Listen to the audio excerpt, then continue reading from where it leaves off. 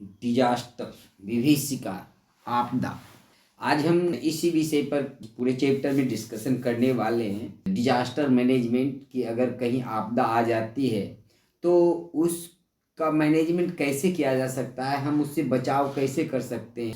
आइए शुरू करते हैं इस चैप्टर को। मैं हूँ सुनील आनंद सर और आनंद सर एसएसटी पॉइंट में आपका स्वागत है।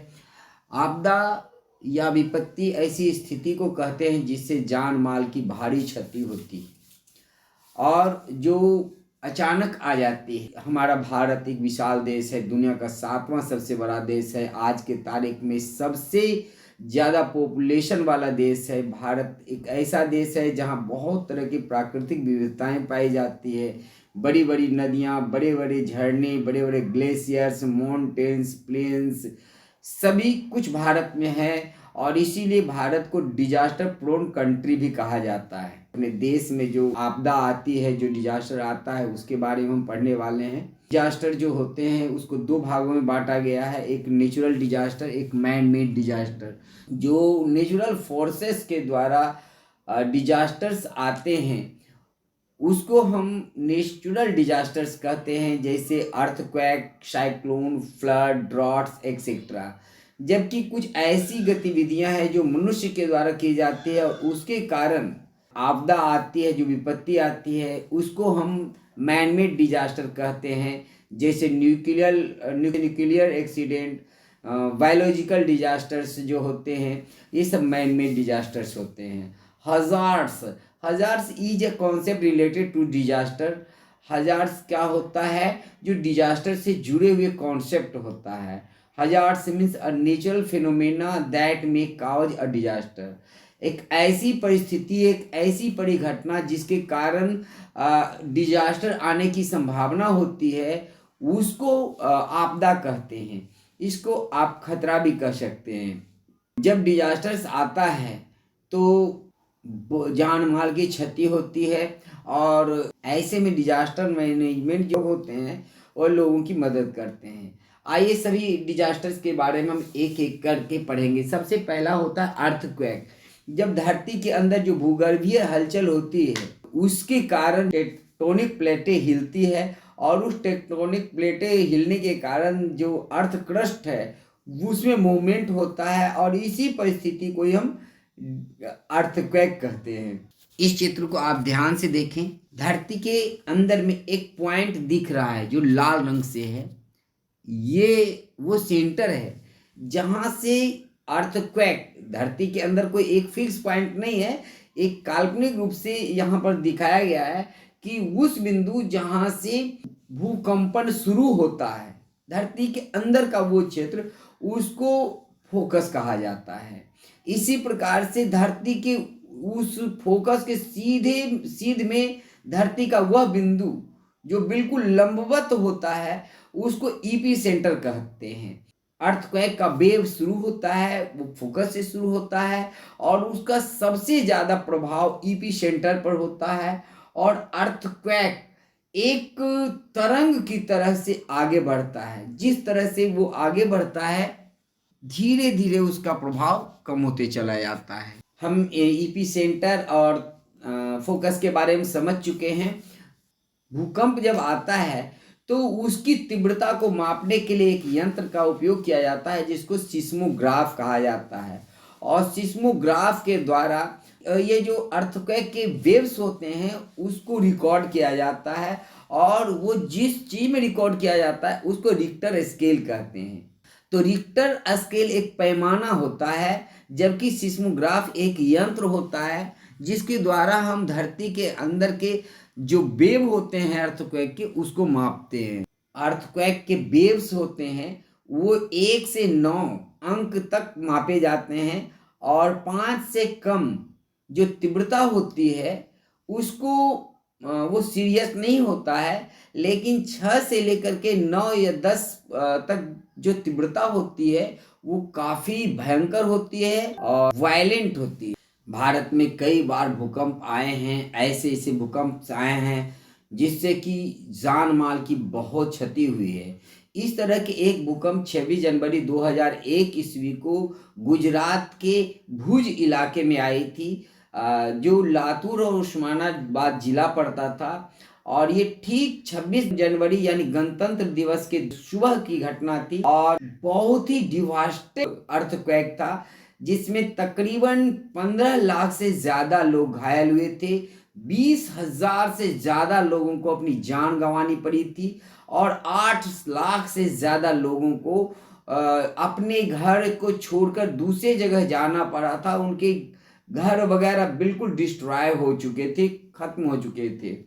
हमारा जो हिमालय का पहाड़ है वह यंग फॉल माउंटेन है और वहाँ पर अभी भी उसके निर्माण की प्रक्रिया जारी है, जिसके कारण उस क्षेत्र में भूकंप आने की संभावना होती है। इसके साथ साथ जो गुजरात के रन ऑफ कच्छ का इलाका है, जो गंगा ब्रह्मपुत्रा बेसिन का इलाका है, वो अर्थक्वेक प्रोन इलाके हैं। Precautions during an earthquake. देखिए, अर्थक्वेक को कोई रोक नहीं सकता और इसकी कोई फोरकास्टिंग भी नहीं होती है, इसलिए हमको इसके सुरक्षा या इसके बचाव के बारे में ही बात करनी चाहिए। और अगर हम इससे बचाव के उपाय को अपनाते हैं तो इसकी तीव्रता, इसकी भयावहता को कम किया जा सकता है, इसके असर को कम किया जा सकता है। तो वो सारे कौन कौन सी विधि हैं जिससे हम इसके तीव्रता को कम कर सकते हैं। तो सबसे पहली बात तो है कि जैसे ही भूकंप आता है, कंपन शुरू होता है, तो आपको घर से बाहर चला जाना चाहिए, बिल्डिंग से बाहर चला जाना चाहिए, जो खाली प्लॉट है वहां पर चला जाना चाहिए। और इस तरह से आप इसके घर के टूटने से या बिल्डिंग के गिरने से जो आफत आ सकता है उससे बच सकते हैं। संयोगवश अगर आप घर से बाहर नहीं जा सकते तो किसी गत्ते या किसी टेबल के अंदर छुप जाना चाहिए, ताकि अगर बिल्डिंग का छत या कोई हिस्सा गिरता भी है तो वो उस गत्ते पर रुक जाए और उससे आपकी कुछ सुरक्षा हो सके। इसके साथ साथ घर के जो मेन स्विच वगैरह है उसको बंद कर देना चाहिए। दूसरी चीज है कि किसी ऐसे जगह पर भी हमें नहीं खड़ा होना चाहिए, जैसे कि बिल्डिंग्स हैं या इलेक्ट्रिक पोल्स हैं या फिर कोई टावर है या पेड़ है, उस जगह पर भी हमें खड़े नहीं होना चाहिए। घर के खिड़की दरवाजे अंदर से बंद कर लेना चाहिए और तुरंत आपको जितना जल्दी हो सके तो वहां से अलग हो जाना चाहिए। अगर आप कोई किसी गाड़ी पर चल रहे हैं तो अपने गाड़ी को रोक करके और उससे बाहर हो जाना चाहिए, क्योंकि आपके गाड़ी के पलटने की संभावना हो सकती है। जो पुल है, फ्लाईओवर है, वहां से दूर हो जाना चाहिए, क्योंकि पुल और फ्लाईओवर जैसे जो स्ट्रक्चर्स हैं वहां पर अर्थक्वेक का असर कुछ ज़्यादा होता है। साथ साथ किसी भी हालत में पैनिक नहीं फैलाना चाहिए, क्योंकि कई बार ऐसा होता है कि आप स्टेडियम में हैं कहीं और अचानक आ गया, बहुत सारे लोग होते हैं, तो उससे कुचल करके मरने का भी डर होता है। इसलिए और सबसे बड़ी बात होती है कि हमको एक दूसरे की मदद करनी चाहिए और जो रिलीफ कैंप्स के लोग हैं उनकी मदद का इंतजार भी करना चाहिए। एक क्वेश्चन है, earthquake are detected by, earthquake किस चीज से डिटेक्ट किया जाता है? तो सिस्मोग्राफ नामक जो यंत्र होते हैं उसके द्वारा हम अर्थक्वेक को डिटेक्ट करते हैं कि कितनी तीव्रता के, कितने रिक्टर स्केल के वो अर्थक्वेक है। दूसरे जो नेचुरल डिजास्टर है उसको साइक्लोन कहते हैं। साइक्लोन को हिंदी में चक्रवात कहते हैं। जब समुद्र में कम दबाव का क्षेत्र बनता है तो जो हवाएं होती है वो वहां से निकल करके जो हाई प्रेशर इलाका होता है उस ओर बड़ी तेजी से चलती है। और जब हवाएं वहां से चलती है, समुद्र में क्या होता है, जब लो प्रेशर बनता है तो वह बिल्कुल चक्के की तरह घूमने लगता है और उस घूमने के कारण हवाएं बहुत तेज हो जाती है और वो हवा से जो तटीय इलाके होते हैं वहाँ बहुत ज़्यादा बारिश होती है। फलतः जो पेड़ पौधे, एक तो हवाएं जो होती है 300 किलोमीटर पर आवर से ज़्यादा तेज हो जाती हैं, जो पेड़ वगैरह होते हैं, बिजली के खंभे होते हैं, ये सब उखड़ जाते हैं। इस तरह से जो घर होते हैं, कच्चे घर होते हैं, वो गिर जाते हैं। तो हमें क्या करना चाहिए? हमारा ये साइक्लोन प्रोन एरिया भारत में आंध्र प्रदेश, उड़ीसा, वेस्ट बंगाल, तमिलनाडु और जो कोस्टल रीजन महाराष्ट्र और गुजरात के हैं वहाँ पर इस तरह के साइक्लोन ज़्यादा आते हैं। और इस जो मेट्रोलॉजिकल डिपार्टमेंट है हमारे देश का, वह इसके बारे में फोरकास्ट करता है। तो हमें जो चक्रवात है उसके बारे में क्या क्या काम करना चाहिए, कौन कौन से प्रिकॉशंस अपनाने चाहिए। सबसे पहली चीज तो ये है कि लोगों को वेदर से संबंधित जो भी रिपोर्ट्स हो, जो इंफॉर्मेशंस हो, जो रेडियो टेलीविजन या किसी भी संचार के माध्यम से घोषित की जा रही हो, उसकी घोषणा को सुननी चाहिए और हमेशा सतर्क रहना चाहिए। दूसरा है we should remain in our house if it is constructed well and close all the doors and windows. हमारा अगर घर बहुत अच्छा पक्का का बना हुआ है तो हमें खिड़की दरवाजे को बंद करके अपने घर में ही रहना चाहिए। तीसरा, इन केस सेमी अगर घर ऐसा है जो कच्चा है या फिर पक्के ईंट से बना हुआ है, कच्चे से बना हुआ है, तो हमको वहां से बिल्कुल दूर हो जाना चाहिए क्योंकि वैसे घर को गिरने की संभावना होती है। पीपल गेट साइक्लोन वार्निंग, लोगों को साइक्लोन की वार्निंग जैसे ही प्राप्त होता है तो उसके लिए उनको अपने कुछ चीज इमरजेंसी की चीज तैयार रखने चाहिए, जैसे इमरजेंसी बैग रखना चाहिए जिसमें कुछ भोजन हो, कुछ टॉर्च होने चाहिए, कुछ दवाइयाँ होनी चाहिए। तो इन सभी चीज़ों के एक इमरजेंसी किट बना करके रखनी चाहिए ताकि साइक्लोन आने की स्थिति में वो उसका उपयोग कर सकें। इसी प्रकार से during a cyclone no one should go out into sea. अगर चक्रवात आ जाता है तो उस स्थिति में मछुआरे को या किसी भी व्यक्ति को समुद्र की ओर नहीं जाना चाहिए और हमेशा एक डायरी रखना चाहिए, एक फ़ोन रखना चाहिए ताकि आप जो सरकारी एजेंसियां हैं, हॉस्पिटल, पुलिस या फिर आपके जो रिलेटिव या फ्रेंड्स हैं उनसे आप संपर्क कर सके। अगर हवाएं बहुत तेज चल रही हो तो बिल्कुल घर से बाहर नहीं निकलना चाहिए और सरकार के ऑफिसर के द्वारा जो घोषणा किया जाता है उसको ध्यान से सुनना चाहिए और उसके अकॉर्डिंग काम करना चाहिए। साइक्लोन आने की स्थिति में हमको सबसे पहले ये देखना चाहिए कि कहीं गैस लीक तो नहीं हो रहा है, तो उसको सही ढंग से बंद कर देना चाहिए। इसी प्रकार से जो टूटे फूटे इलेक्ट्रिक वायर्स हैं उसको पहले से मरम्मत करवा करके रखना चाहिए। और इस समय में खास करके जब बिल में पानी चला जाता है तो सांप जैसे जो विषैले जीव है वो बाहर आ जाते हैं, वो आपके घर में भी आ सकते हैं। तो ऐसे में आपको एक बड़े से डंडा रखना चाहिए, एक बांस जैसी चीजें रखनी चाहिए ताकि उसको आप दूर से ही बाहर फेंक सकते हैं। अब हम फ्लड्स के बारे में पढ़ेंगे। आपको पता है फ्लड्स का मतलब बाढ़ होता है और बाढ़ तब आती है जब किसी क्षेत्र में बहुत ही ज्यादा बारिश होती है जिससे कि नदियों में उफान आ जाता है, नदियां अपने किनारे को तोड़ करके गांव में या जो आबादी वाले इलाके हैं वहां चली जाती है और वहां जाने के बाद क्या होता है, सारी फसल नष्ट हो जाते हैं, जो कच्चे घर होते हैं वो गिर जाते हैं और लोगों के ऊपर एक बहुत बड़ी आपदा हो जाती है। बहुत सारे लोग अगर सही ढंग से बचाव नहीं कर पाते हैं तो पानी में डूबने से उनकी मृत्यु हो सकती है। ऐसी स्थिति को हम बाढ़ कहते हैं।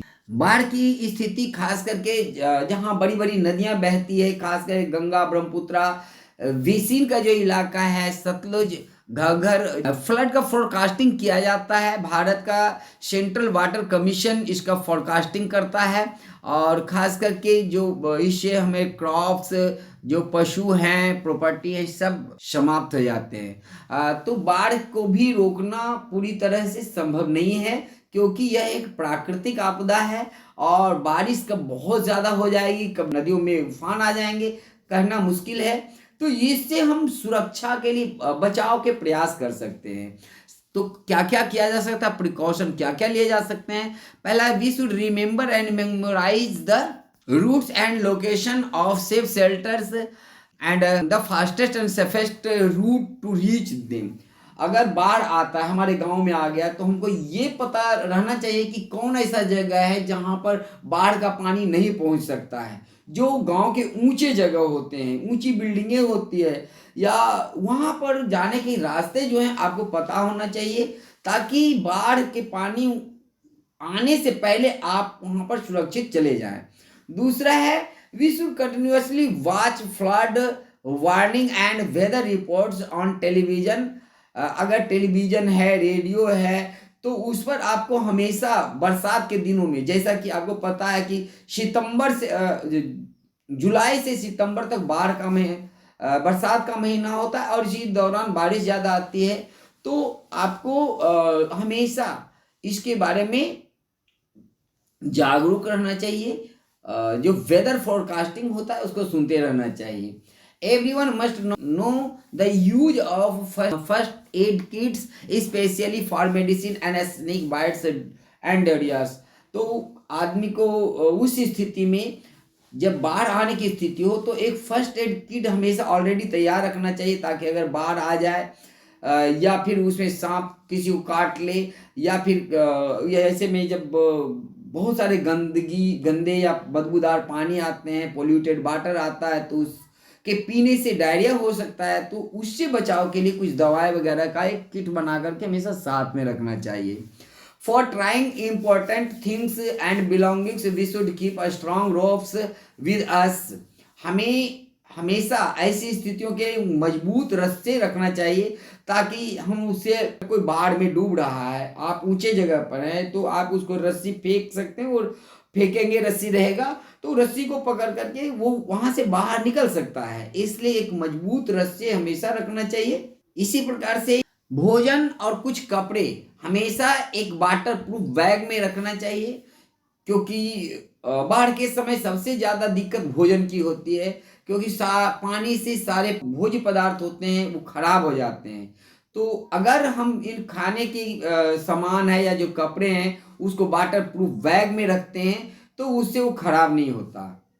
साथ साथ पीने के पानी को भी फ्रेश वाटर भी रखना चाहिए, क्योंकि जो बाढ़ में पानी आता है वो पीने के लायक नहीं होता है। इसके साथ साथ केरोसिन जैसे कुछ चीज़ भी रख सकते हैं। देखिए, मच्छर फैलने की संभावना इस समय ज़्यादा होती है और बहुत सारे कीट वगैरह होते हैं, तो केरोसिन को पानी में डालने से उससे बचा जा सकता है। Snacks our life threatening during the floods. बाढ़ के समय में सांप काटने की घटना हो सकती है, इसलिए सांप आपके घर में आ सकता है, तो उसके लिए बम्बू रखिए और उससे आप उसको घर से बाहर फेंक सकते हैं। फ्लड के दौरान जो पुलिस है, जो डिजास्टर मैनेजमेंट की टीम है, या जो बहुत सारी एजेंसियां हैं जो हमें मदद करने आते हैं, उनके फ़ोन कॉल्स, उनके फ़ोन नंबर रहने चाहिए, ताकि आप ऐसे आपदा के समय में उनको बुला सकें।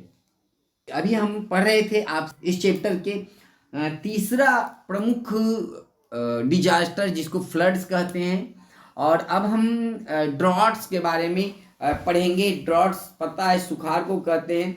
हमारा भारत विशाल देश है, जहाँ कहीं एक ही देश में कहीं पर बहुत बारिश होती है, तो ऐसे भी क्षेत्र हैं जहाँ बारिश होती ही नहीं, और जब बारिश नहीं होती है तो ऐसी स्थितियों को हम सुखाड़ या फिर ड्रॉट्स कहते हैं। Droughts can be defined as extreme shortage of rainfall और water in a particular area.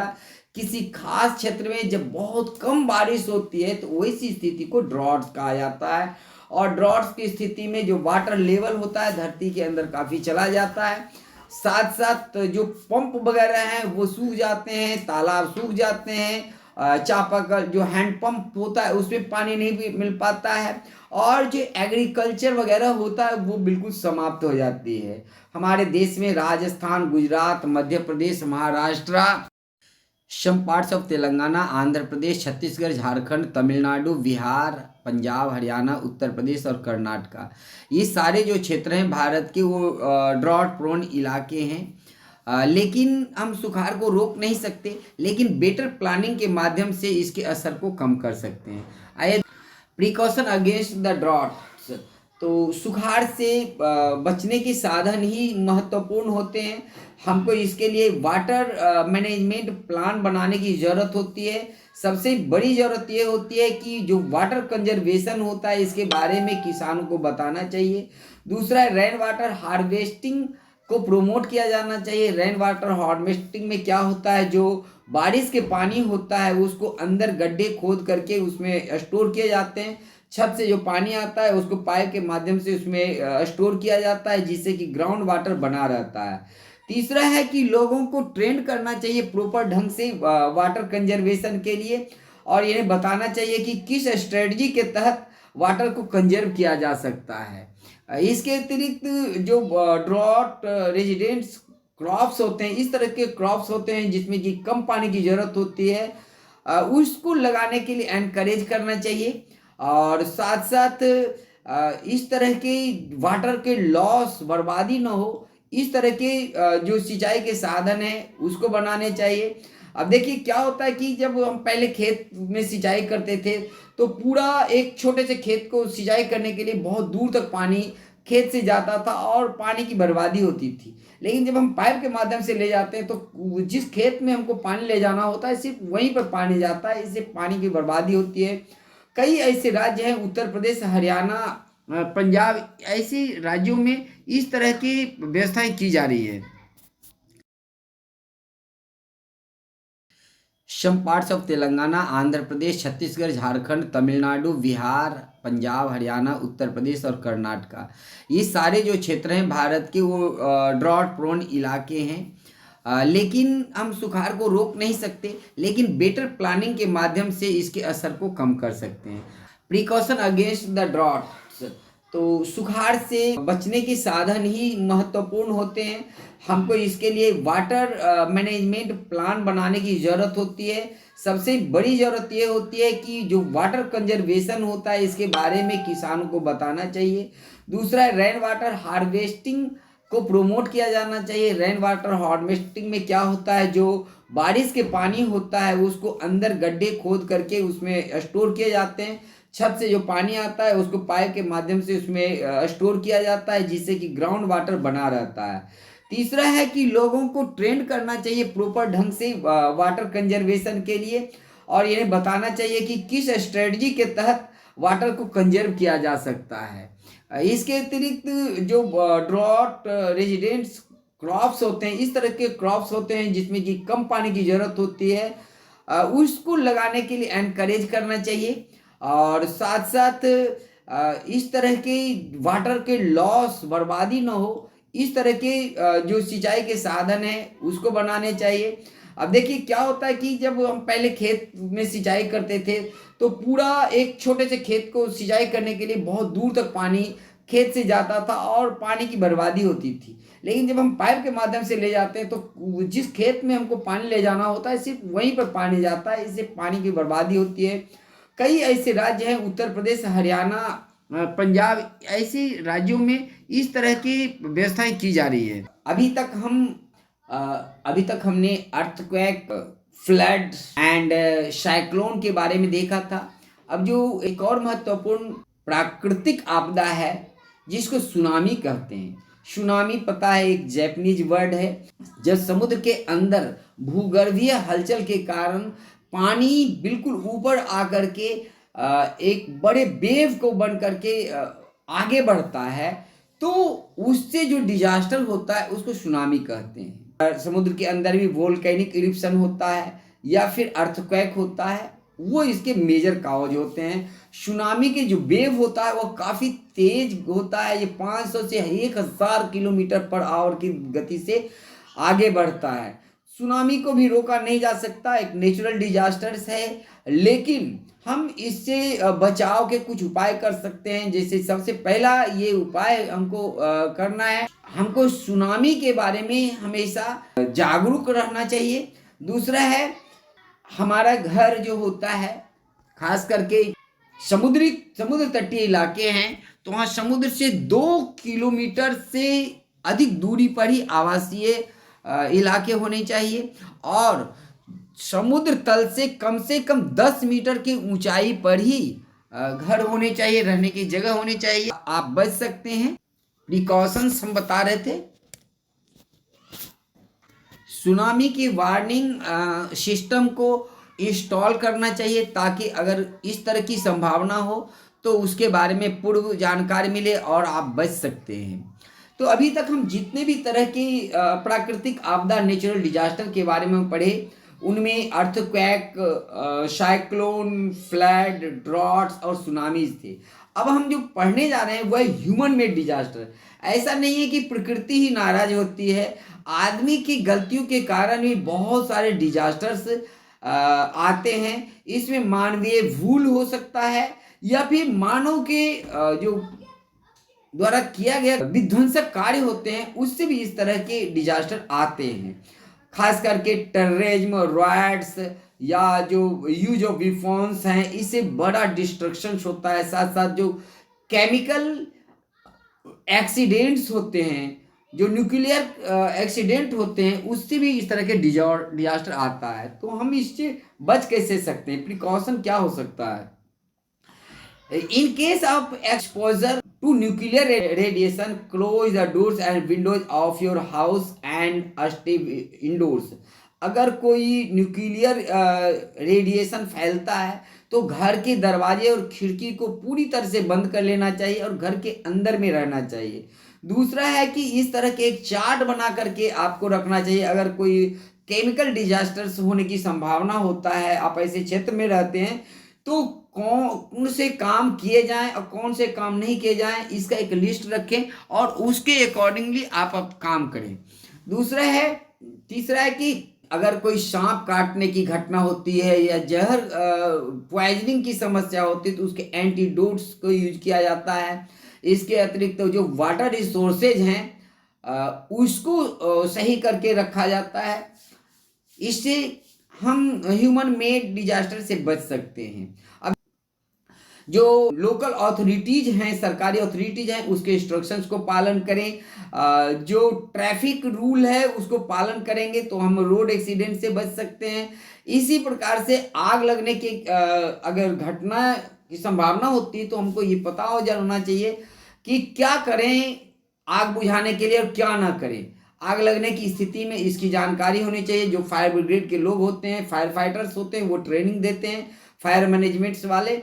और जो डिजास्टर मैनेजमेंट की टीम होती है उसे संपर्क रखना चाहिए ताकि इनकेस कोई इस तरह की घटना हो तो तुरंत इन्फॉर्म किया जा सकता है और वह टीम आपकी सुरक्षा कर सकती है। तो ये जो थे आज के डिजास्टर मैनेजमेंट चैप्टर के पूरा डिस्कशन था। हमने इसको अच्छी तरह से बताने का प्रयास किया है। अगर आपको कोई इसमें प्रॉब्लम आए या कुछ समझना चाहे तो आप कमेंट बॉक्स में लिखिए, हम उसका जवाब देंगे। अगर आपको ये वीडियो अच्छा लगे तो इसे लाइक करें और अगर आप हमारे चैनल पर नए हैं तो इसको सब्सक्राइब भी करें। Thanks for watching, have a good day.